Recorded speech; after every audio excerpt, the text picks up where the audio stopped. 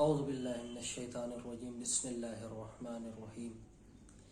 تواضع ایک عظیم شے ہے جو انسان کی بلندی کو بتاتی ہے۔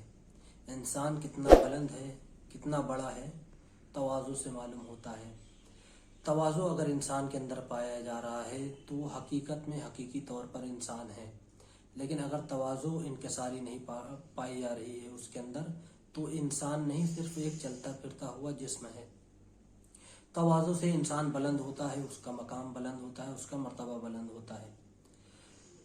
تاریخ میں ایک واقعہ درج ہوتا ہے تواضع کے عنوان سے کہ ایک سرکاری ملازم جو نجف اشرف کے بارڈر پہ تھا، وہاں پر جب زائر امام علی علیہ السلام کے زائر جب زیارت کے لیے جانے لگا تو اس نے انہیں ناحق ستایا اور انہیں پیٹا اور بہت اذیتیں پہنچائی۔ جب اسے بہت پیٹا اس زائر کو تو اس نے کہا کہ میں جا رہا ہوں مولا علی کی زیارت کے لیے، میں ان کا زائر ہوں اور میں جا کے مولا علی سے آپ کی شکایت کروں گا۔ تو اس نے کہا اس سرکاری ملازم نے کہ میری طرف سے تمہیں اجازت ہے، تم جاؤ، جا کے شکایت کرو۔ چنانچہ وہ جاتا ہے اور جو بھی زیارت کے فرائض ہوتے ہیں انہیں انجام دیتا ہے، اور اس کے بعد مولا سے رو رو کے سوال کرتا ہے اور مولا سے تمام داستان کو بیان کرتا ہے کہ مولا میں آپ کا زائر ہوں اور اس نے مجھے مارا صرف اس لیے، اذیت پہنچائی صرف اس لیے کہ میں آپ سے محبت کرتا ہوں، لہٰذا اس نے جو میرے اوپر ظلم کیا ہے اس کا بدلہ آپ لیں۔ وہ جب زیارت کر کے اپنے گھر آتا ہے اور اس کے بعد کمرے میں اپنے آنے کے بعد آرام کرتا ہے تو خواب میں دیکھتا ہے کہ مولا کائنات آئے ہیں اور اس کا نام لے کے اسے پکارتے ہیں۔ پھر مولا کہتے ہیں کہ بتاؤ تمہاری کیا پریشانی ہے، کیا مشکل ہے؟ تو وہ زائر خواب میں بیان کرتا ہے کہ اس نے مجھے ستایا، میں چاہتا ہوں کہ اس کا بدلہ آپ لیں۔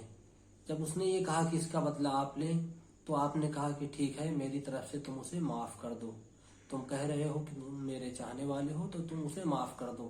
تو اس نے کہا مولا میں معاف تو نہیں کر سکتا۔ مولا نے پھر کہا، پھر تیسری مرتبہ کہا مولا نے، اور اس نے پھر یہی جواب دیا کہ مولا میں اسے معاف نہیں کر سکتا، اس نے مجھے بہت ستایا ہے۔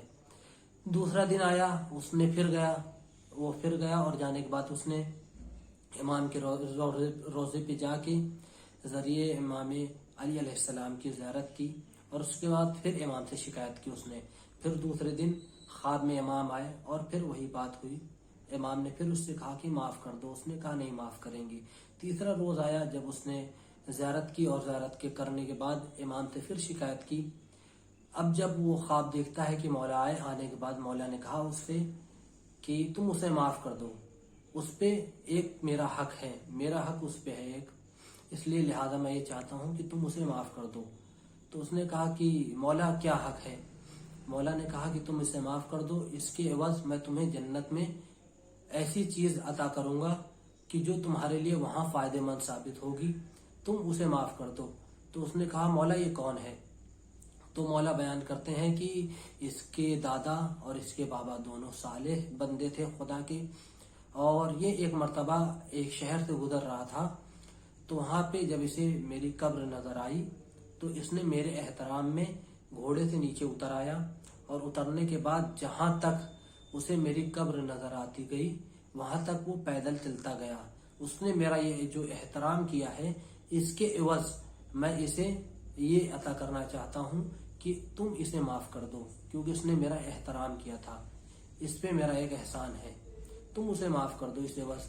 اب جب وہ زیارت کر کے گھر جانے لگا، جب صبح اٹھا اور گھر جانے لگا تو وہ سرکاری ملازم اسے ملا اور اس کے بعد اس نے کہا کہ تم نے شکایت کی میری؟ تو زائر نے کہا ہاں میں نے شکایت کی۔ تو کہا کہ مجھے تو کچھ ہوا نہیں، تم نے شکایت کی؟ کہا ہاں میں نے شکایت کی لیکن تمہیں مولا نے معاف کر دیا ہے۔ پھر اس کے بعد اس زائر نے تمام اس داستان کو بیان کیا جو چیز ہوئی۔ تو وہ کہتا ہے سرکاری ملازم کہتا ہے کہ جو تم نے خواب دیکھا یہ ایک حقیقت ہے، کیونکہ یہ چیز میرے ساتھ ہوئی ہے، میں نے یہ کام کیا تھا۔ اب جب اسے یہ چیز معلوم ہوئی کہ ایسی چیزیں سامنے پیش آئی ہیں تو اس نے توبہ کیا اور معافی مانگی اس زائر سے، اور اسے 3 دن تک اپنے گھر پر مہمان رکھا، اور اس کے بعد اسے اسی کے ساتھ گیا امام علی علیہ السلام کی زیارت کے لیے۔ تو یہ ہے احترام एहतराम से इंसान का मुकद्दर संवरता है। यहाँ पे हमारे लिए भी एक चीज गौर करने की बात है इस दास्तान में कि उसने कहा कि मैं आपका मुहिब हूँ, मैं आपका चाहने वाला हूँ, इस बेस पर उसने मुझे मारा है। तो अगर वो इमाम का या हम आप कोई भी इमाम के मुहिब हैं, तो उसके बाद अगर इमाम हमसे कुछ कह रहे हैं तो फिर उसमें हमें ये नहीं करना चाहिए कि नहीं हम ये काम नहीं करेंगे। अगर इमाम ने कहा कि माफ़ कर दो तो ठीक है, मौला हम माफ़ कर दे रहे हैं, लेकिन आप वजह बता दें। वजह मालूम करना एक अलग चीज़ होती है, लेकिन इमाम तो ये कहना कि हम माफ़ नहीं करेंगे ये एक अलग चीज़ होती है। तो हम लोगों के लिए ज़रूरी ये है कि हम लोग अपनी ज़िंदगी में ये देखें कि कहीं ऐसा तो नहीं है कि हम अपने इमाम के चाहने वाले होने का दावा तो कर रहे हैं, लेकिन हम अपने इमाम के खिलाफ काम कर रहे हैं। जिंदगी में इंसान बुलंद और बड़ा इंसान वही होता है जो माफ़ करना जानता है। अगर हम किसी को माफ़ करते हैं तो फिर हम दूसरों से भी अपनी माफ़ी की उम्मीद रख सकते हैं। अगर आज हमने किसी को माफ़ नहीं किया तो रोज़े महशर खुदा से माफ़ी की उम्मीद न रखें, क्योंकि खुदा न खास्ता अगर खुदा ने हमसे ये कह दिया कि दुनिया में तुम्हारे साथ कुछ लोगों ने कुछ गलत किया था और उन्हें जब अपने गुनाह का एहसास हुआ, शर्मिंदगी हुई, उन्होंने जब तुमसे आके माफ़ी मांगी, तुमने उन्हें माफ़ नहीं किया, तो तुम किस उम्मीद से मुझसे माफ़ी मांग रहे हो।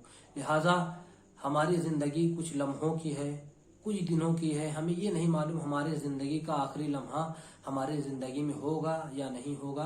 तो लिहाजा ज़रूरी है ये है कि हम अपने गुनाहों की लोगों से माफ़ी मांगते रहें, खुदा से माफ़ी मांगते रहें और लोगों को माफ़ करते रहें। फ़कत वस्सलाम।